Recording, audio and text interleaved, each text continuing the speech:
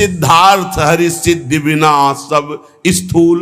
सब साधनाओं की सिद्धि है हरि का भजन निरंतर। हरि सब सिद्धियों के मूल है, सब सुखों के मूल है। यदि हरि को भूल गए, हरि भजन नहीं किया मनुष्य जन्म पा करके, तो बोले सब स्थूल जितना देख रहे हो इसका नाशवान होगा। सबको पाले पोस दें, सबको सृजनहार, पर सासो न बिसारिए हरि भज बारंबार।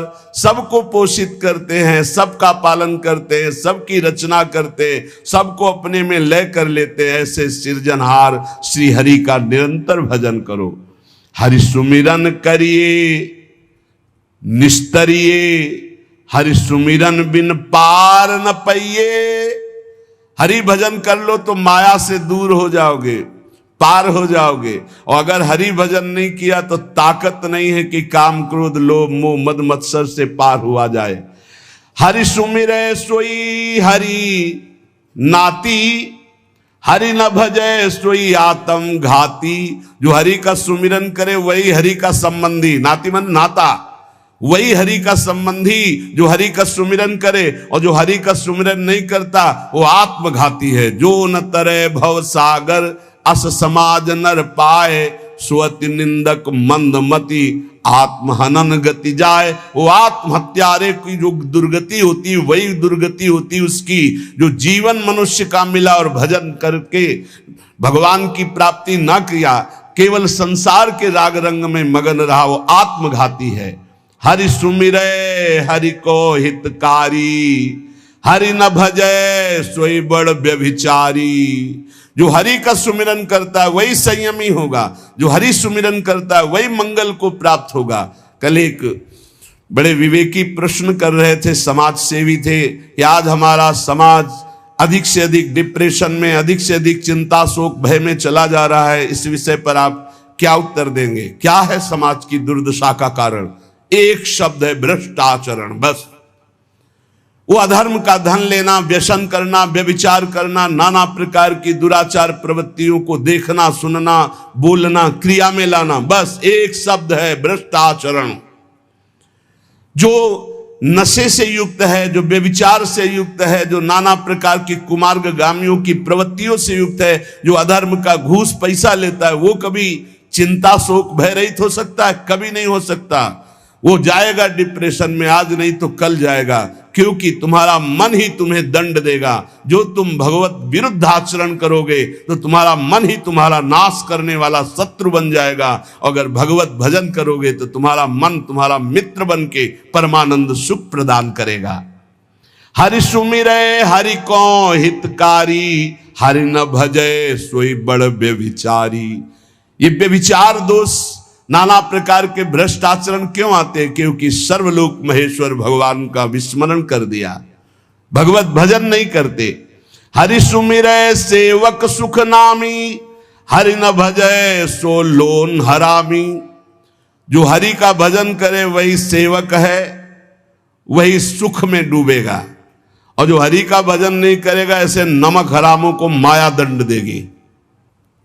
जिनमु को तन दियो ताको न भजन कियो, ऐसो नोन हरामी मौसम कौन कुटिल खल कामी। श्री सूरदास जी, परशुराम देवाचार्य जी, हरि सुमिरै सेवक सुख नामी, हरि न भजै सोई लोन हरामी।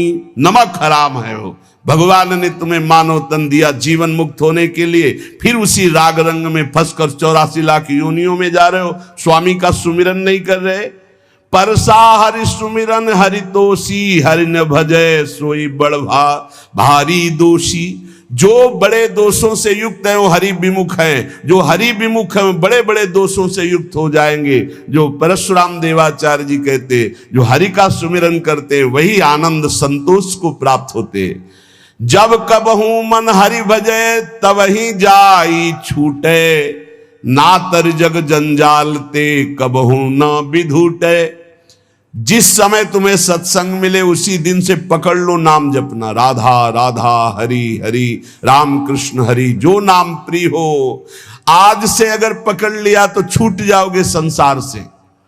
अभी प्राण निकल जाए, राधा बोला, हरि बोला, राम बोला, कृष्ण बोला, तो अभी हमारा मंगल हो जाएगा। मान लो पुत्र के बहाने नारायण बुलाया तो भगवत प्राप्ति हो गई, और भाव से हरि हरि भजोगे तुम्हें भगवत प्राप्ति क्यों नहीं हो जाएगी। काम क्रोध मद लोभ सो बैरी सिर कूटे, हरि बिनु माया मोह को तंतु नहीं टूटे। बिना हरि भजन के ये खोपड़ी कूटते रहते हैं, काम क्रोध लोभ मोह मद मत्सर अंदर ही अंदर भारी पीड़ा देते रहते हैं। बिना हरि भजन के माया ऐसी मोह की रस्सियों से बांधे जैसे बैल को बांध के चलाया जाता है। इसलिए हर्ष शोक संतापते निज नेह न खूटे, हरि निर्मल नीर न ठाहरे मनो बारुनि फूटे। यदि हरि भजन नहीं करोगे तो मन जैसे मदिरा में उन्मत्त हो जाता है, ऐसे काम में उन्मत्त हो जाएगा, क्रोध में उन्मत्त हो जाएगा, मोह में उन्मत्त हो जाएगा। सोच मोह संशय सदा सर्पिन ज्यों चूटे, परसा प्रभु बिन जीव को दुख सुख मिली लूटे।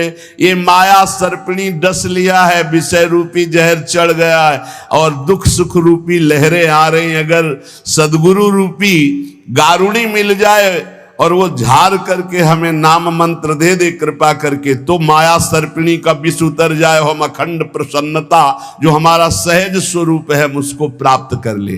संत सदगुरुदेव की सेवा में अपने जीवन को समर्पित करना बहुत कठिन बात है। संत सेवा कोई खिलवाड़ नहीं है। भगवत सेवा कर सकते हो लेकिन संत सेवा नहीं कर सकते, बहुत कठिन है संत सेवा। श्री श्यामानंद जी के परम प्रिय शिष्य श्री रसिक मुरारी जी थे। हृदयानंद जी के शिष्य श्री श्यामानंद जी, उनके शिष्य श्री रसिक मुरारी जी। गुरुदेव ने जो मंत्र और नाम दिया, इसका जो निरंतर जप करते महाबलशाली हो जाते हैं। श्यामानंद जी ने जो भजन पद्धति बताई, जो मंत्र बताया, जो नाम बताया, लग गए रात दिन उसी में रसिक मुरारी जी, तो गुरु प्रदत्त भजन से महाबलवान हो गए। जो भजन से युक्त होता है, गुरु प्रसाद गुरु कृपा होती, उसी के द्वारा भक्ति का अद्भुत प्रचार होता है। उस समय लुप्त हो चुकी थी भक्ति मानो, तो श्री गुरु की कृपा एवं गुरु प्रदत्त भजन के बल से संत सेवा,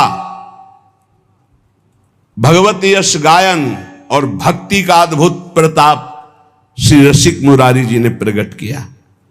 रसिक मुरारी साधु सेवा विस्तार कियो, पावे कौन पार रीति भांति कछु न्यारी है। संत चरणामृत के माट गृह भरे रहें, ताही को प्रणाम पूजा करी उर्धारिये। आवे हरिदास तिने देत सुख रास, जीव एक ना प्रकाश सके थके सो बिचारिये। करे गुरु उत्सव ले दिन मान सवे को, द्वादश दिवस जन घटा लागी प्यारिये। रसिक मुरारी जी भजन बल गुरुदेव का प्राप्त किया। फिर एक दिन गुरुदेव से पूछा, हरि कैसे प्रसन्न होते हैं? तो उनका साधु सेवा से। यदि साधु सेवा नियम पूर्वक, दैन्यता पूर्वक, भाव पूर्वक की जाए तो भगवान संतों की जिह्वा से ही प्रसाद पाते हैं। स्वाद ले लेकर संतों की जिह्वा से पाते हैं। संतों का चरणामृत उतारा जाए, संतों की आरती की जाए, संतों को प्रसाद पवाया जाए तो भगवान बहुत जल्दी प्रसन्न हो जाते हैं। गुरु आज्ञा श्री रसिक मुरारी जी ने संत सेवा का बड़ा ही विस्तार किया। रोज संतों का निमंत्रण।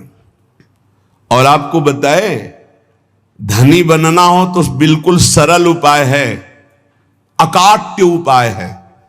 धनी सब बनना चाहते लेकिन पाप करके बनना चाहते, अधर्म करके बनना चाहते, दूसरों को लूट करके।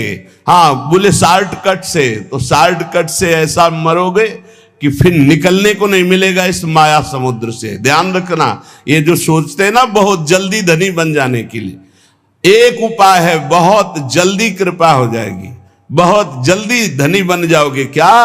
संतों की सेवा शुरू कर दो।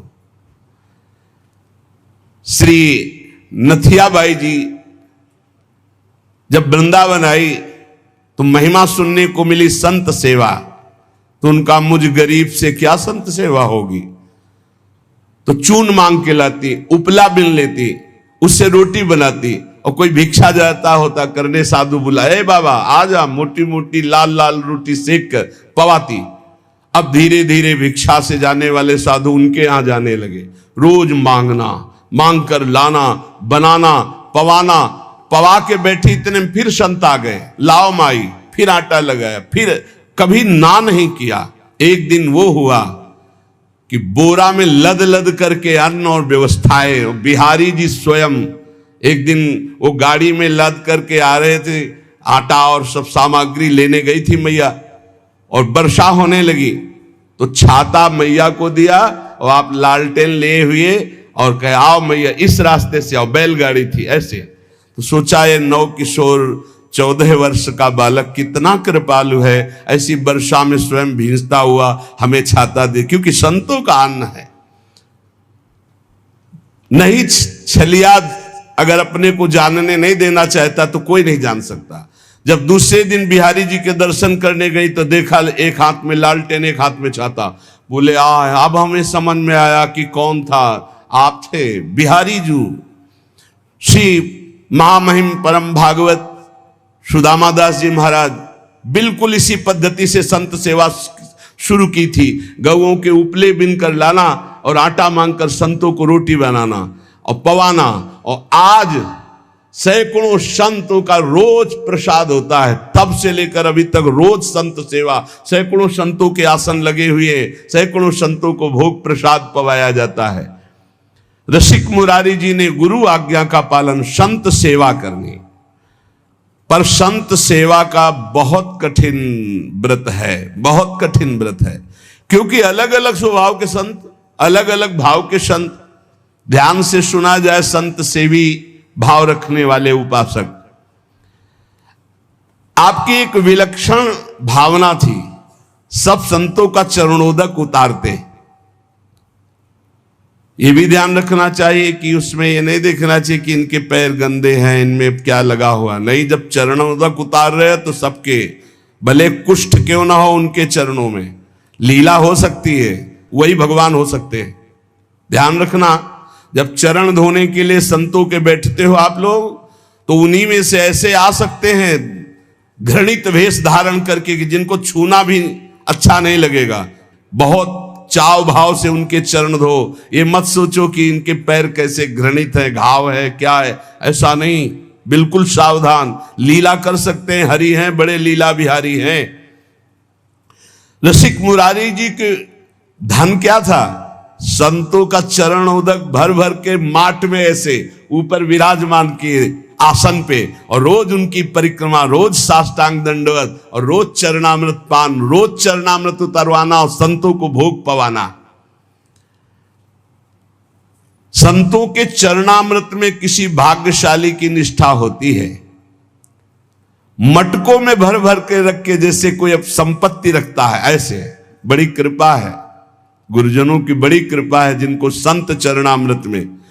और जब से वैष्णव मार्ग मिला तब से गुरु कृपा से नित्य चरणामृत मिलता है।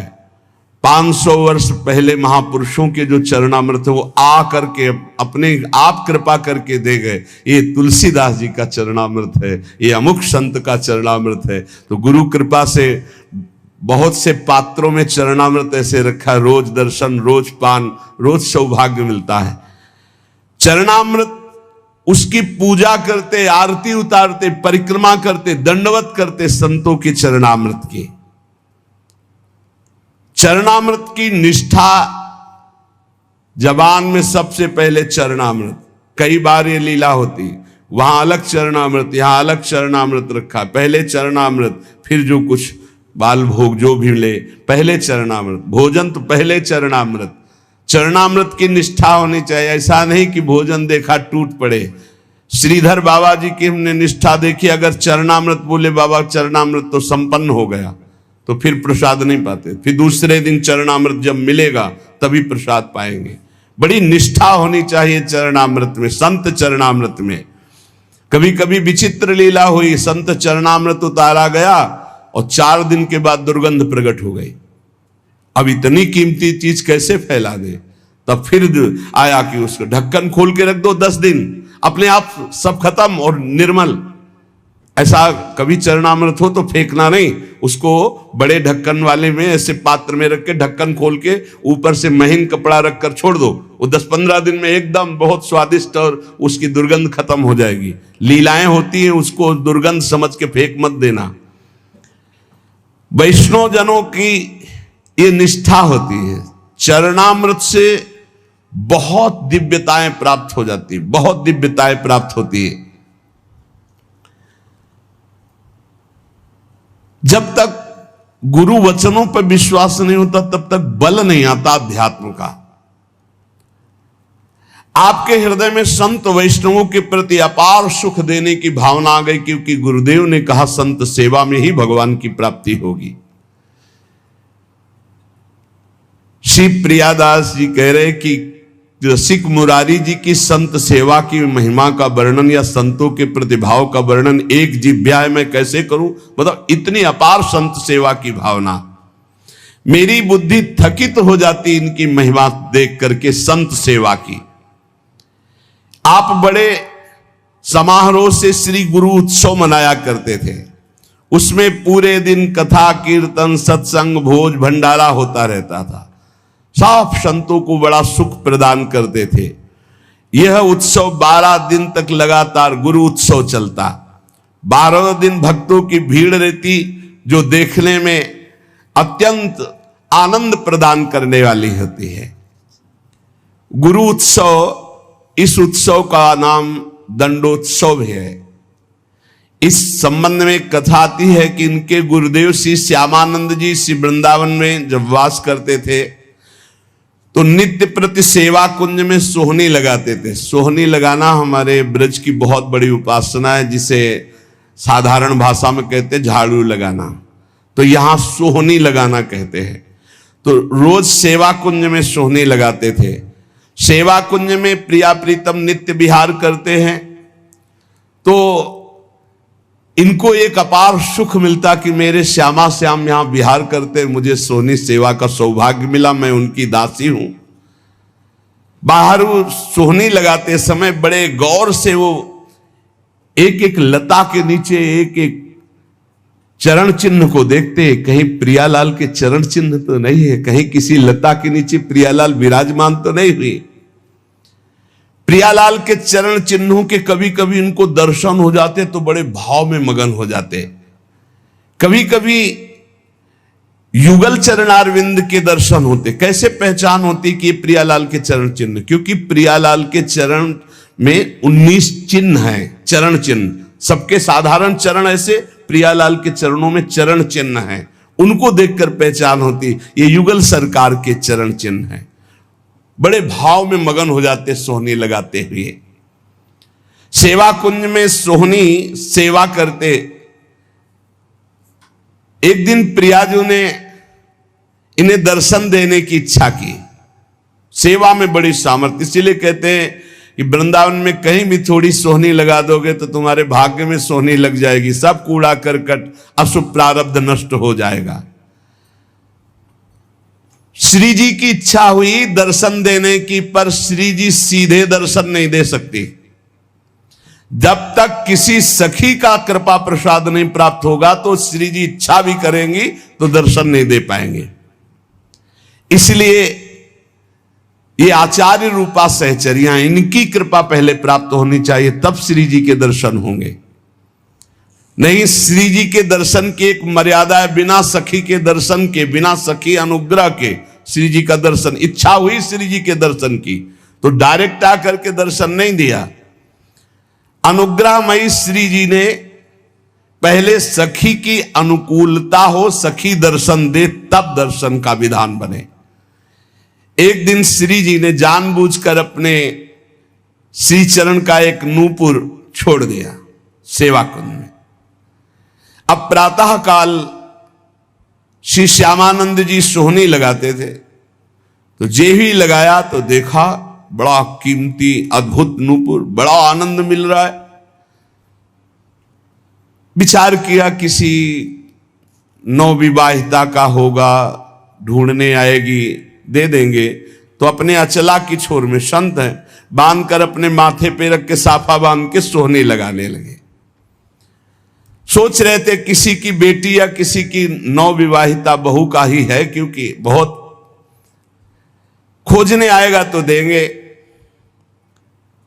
श्री जी ने अपने आभूषण श्री ललिता जी से कहा कि संभाल करके मंगला के आभूषण रखो। तो उनमें कहा, प्यारी जी आपके एक श्री चरण का नूपुर तो है ही नहीं। जानबूझ के श्री जी ने गिराया था, क्योंकि जब तक सखी कृपा नहीं होगी तब तक श्री जी दर्शन नहीं देंगे। जाओ देखो सेवा कुंज में किसी लता के नीचे कहीं अरज कर तो नहीं गिर गया। ललिता जी ने खोज प्रारंभ की तो देखा श्री श्यामानंद जी वयोवृद्ध सोहनी लगा रहे हैं, राधा राधा सोहनी लगा रहे।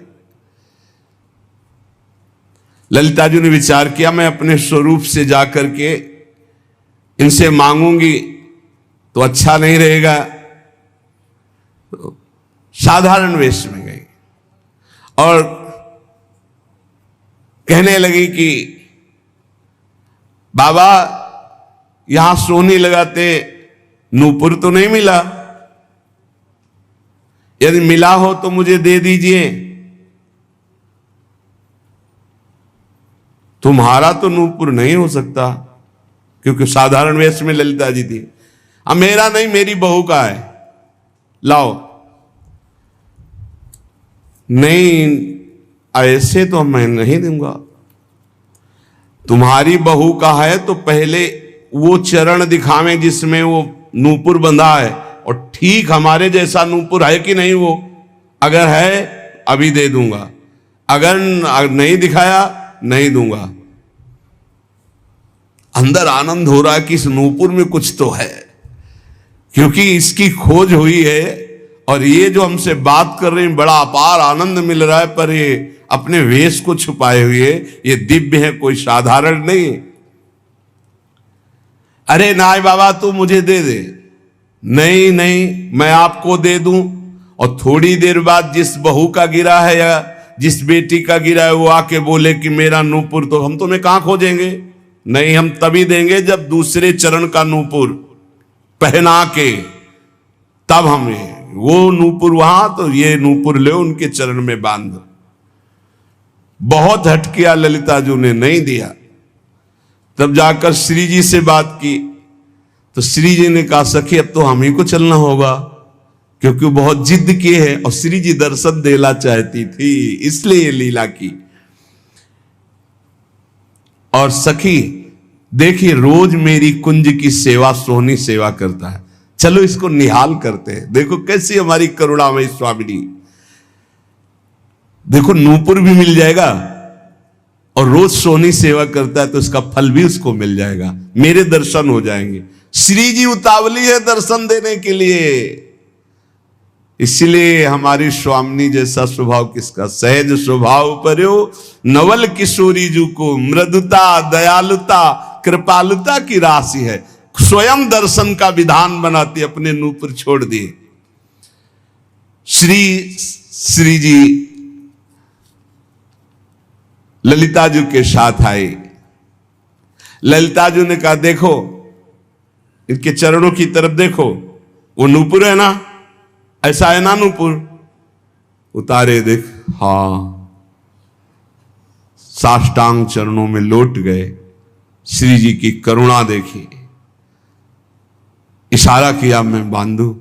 श्री जी के चरणों में नूपुर बांधा और श्री जी ने वरद हस्त श्यामानंद महाप्रभु के मस्तक पर। क्या सौभाग्य! ये कथाएं नहीं है, यही की सत्य घटनाएं हैं। ये घर है श्री जी का घर। ऐसा न समझो किसी युग की कोई हम कथा कह रहे हैं। ये घर है श्री जी का प्यारे। यहां आज भी श्री जी, कैसे तुम्हें हम बताए, बस वाणी की सामर्थ्य नहीं, कहा कहो एक जीव सखीरी बात की बात बात। श्री जी दुलार कर रहे श्यामानंद, मेरी कुंज की सोहनी लगाने वाली मेरी ये सखी है, दुलार कर रहे। अपने कर कमल से श्री जी के अति दुर्लभ ब्रह्मेश्वरादि सुदरूह पदारविंद, उनमें नूपुर पहला रहे श्री श्यामानंद जी। श्री जी बहुत प्रसन्न है, लौट गए फिर चरणों में। तो अपने श्री चरणों की जो नूपुर बांधा था वही झनकारते हुए ऐसे मस्तक में किया, तो नूपुर की दिव्य छाप श्यामानंद महाप्रभु के मस्तक पर पड़ गई। अब तो प्रेम मगन डूबे हुए आए, तो उनके गुरुदेव श्री हृदयानंद जी ने देखा, श्यामानंद जी के मस्तक में छाप देख करके कहा कि ये आज कौन सी मस्ती है, और ये संप्रदाय के विरुद्ध छाप कैसी लगा ली। नूपुर की और ऊपर से रज, तो वैसे चिन्ह बल गए। ये मनमुखी मस्तक पर छाप कैसी, जो हमने दी वो तो नहीं लगाई।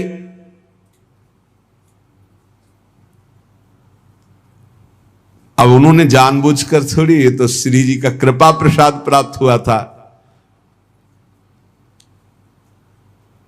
उन्होंने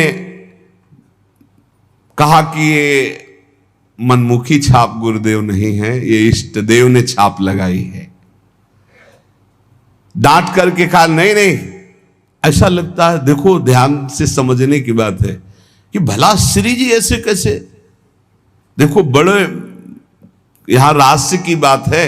यदि दैन्य होकर आप भगवत आराधना में हो तो गुरु को भी पता नहीं लग सकता, ऐसी शिष्य की ऊंचाई हो सकती है।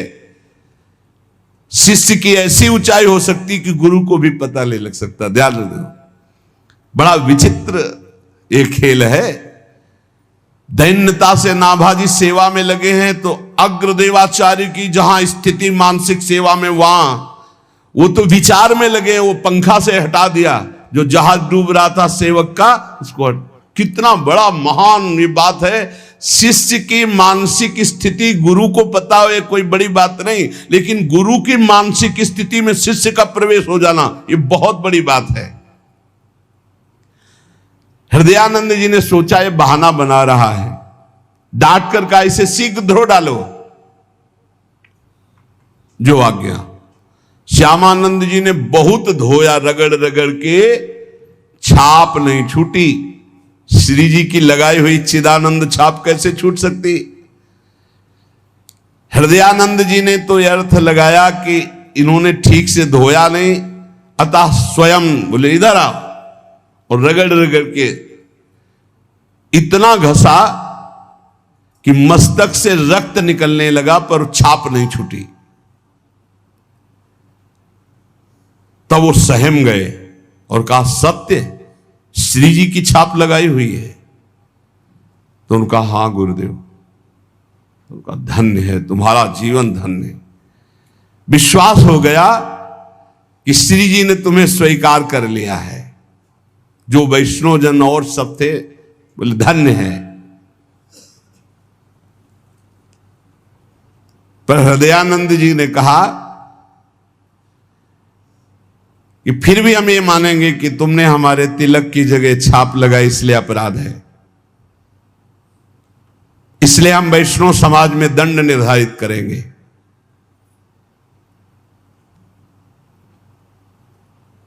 देखो गुरुजनों की बड़ी विचित्र लीला होती, बड़ी विचित्र लीला होती। सब वैष्णव समाज के बीच में कह रहे मैं तुम्हें दंड दूंगा। तो हृदय से आ रहा है कि गुरुदेव आपकी कृपा से ही तो मुझे श्री जी ने सहचरी भाव दिया है, ये छाप लगाई है। श्यामानंद जी को अपने नूपुर की छाप देकर अपने परिकर में श्री जी मिला लिया है। ये सुबल सखा प्रकट हुए और उन्होंने पूरी वैष्णव मंडली के बीच में कहा कि मैं साक्षी देता हूं कि इन्होंने अपने आप से नहीं, स्वयं श्री जी महारानी जी ने प्रकट होकर छाप दी। और सुबल इतना बोलकर वही तमाल का वृक्ष था, वृक्ष रूप में ही, तो उनको लगा कि लता पता ये सब सखा है, सब श्री जी के निज परिकर है।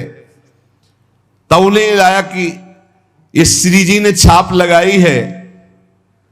तत्काल दिव्य वाणी हुई, हृदयानंद जी अब तो विश्वास कर लो कि तुम्हारा शिष्य जहां तुम्हारी पहुंच नहीं वहां है, श्री जी के निज परिकर में मिल चुका है। अब वो सहम गए। अगर दैन्य शिष्य है और गुरु थोड़ा भी मनमानी कर जाए तो गुरु के भी हृदय में दाह जलन पैदा हो जाएगी। मान गए श्री हृदयानंद जी। श्री हृदयानंद जी मान तो गए, लेकिन उनका हृदय जलने लगा कि गलती हो गई, शिष्य के प्रति गलती हो गई। वैष्णव ने कहा कि देखो हृदयानंद जी, आपने हम सबको एकत्रित किया था श्यामानंद जी को दंड देने के लिए, लेकिन आज हम आपके ऊपर दंड लगा रहे हैं क्योंकि आपने गलत किया। अपने शिष्य के माथे को इतना रगड़ा, रक्त प्रवाह, और वो कह रहे हैं श्री जी ने किया, फिर भी आप नहीं मान रहे। तो तमाल वृक्ष से सुबल सखा प्रकट होकर के साक्षी दिया। तो अब ये दिव्य है जो वाणी आपके अंदर आकर विश्वास दिलाई, तो अब हम आपको क्षमा नहीं करेंगे। इसके प्रायश्चित में 12 दिन तक आपको संतों को प्रसाद पवाना होगा, अखंड 12 दिन कीर्तन चलेगा, भगवत चर्चा चलेगी। ये दंड है आपको।